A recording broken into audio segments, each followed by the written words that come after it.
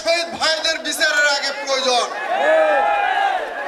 বাংলাদেশে আনাচে কানাচে যে ফ্যাসিবাদ সরকারের দোসরেরা জায়গায় জায়গায় গাঁটটি মারি আছে, তারা পায়তারা চালাচ্ছে।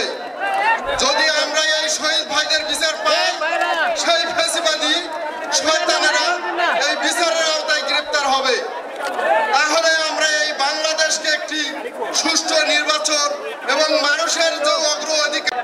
জনাব মোহাম্মদ রমজান আলী, জনাব মোহাম্মদ রমজান আলী। বিসমিল্লাহির রহমানির রহিম।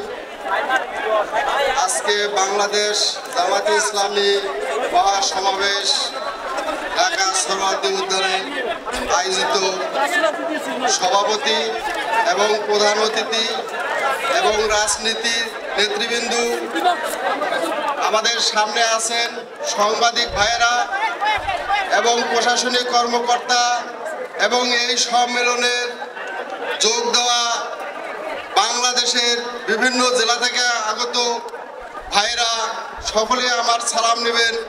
আসসালামু আলাইকুম। আমি আজকে এই সমাবেশে উপস্থিত হয়েছি শুধু একটি দাবি নিয়ে। সেটা 16 জুলাই যখন শহীদ আবু সাঈদ 2 হাত প্রসারিত করে পুলিশের সামনে যে জীবন দিয়েছিল, সেই কারণের বাস্তবতা কি আমরা আজকে পেয়েছি নাকি? যদি সেই শহীদ ভাইয়ের তার বাস্তবতা যদি আমরা না পাই, তাহলে আমরা এই বাস্তবতা আমরা ফিরিয়ে চাই। আর না হলে আমাদের এই শহীদ ভাইদেরকে আমরা ফিরিয়ে চাই, যে শহীদ ভাইয়ের রক্তের বিনিময় এই বাংলাদেশ জুলাই গণ অভ্যুত্থান 24-এ যে শহীদ হয়েছে, এই শহীদের রক্তের বিনিময় এই বাংলাদেশ আজকে যে আমরা এই সমাবেশে একত্রিত হয়েছি, গত 17 বছর এই ফ্যাসিবাদ সরকারের আমলে আমরা কি এরকম সমাবেশ করতে পারছি কিনা? যদি না পেরে থাকি, তাহলে আমাদের ভাইদের যে অগ্রাধিকার, যার জন্য এই বাংলাদেশে জীবন দিয়েছে, তার সেই অধিকার আমরা আজকে ফিরিয়ে চাই। যদি ফিরিয়ে না পাই, তাহলে আমাদের ভাইদেরকে ফিরিয়ে দেন। আজকে দীর্ঘ 1 বছর পেরিয়ে গেল, কিন্তু আজ পর্যন্ত আমরা একটি শহীদ ভাইয়েরও বিচার পাইনি এই বাংলার মাটিতে।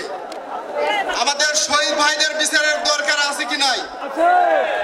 আমি মনে করি নির্বাচনের আগে আমাদের এই শহীদ ভাইদের বিচারের আগে প্রয়োজন। বাংলাদেশে আনাচে কানাচে যে ফ্যাসিবাদ সরকারের দোসরেরা জায়গায় জায়গায় গাঁটটি মারি আছে, তারা পায়তারা চালাচ্ছে। যদি আমরা এই শহীদ ভাইদের বিচার পাই, সেই ফ্যাসিবাদী শয়তানেরা এই বিচারের আওতায় গ্রেপ্তার হবে। তাহলে আমরা এই বাংলাদেশকে একটি সুষ্ঠু নির্বাচন এবং মানুষের যে অগ্রাধিকার, যে ভোটের যে অধিকার, সেটা আমরা ফিরিয়ে পাবো।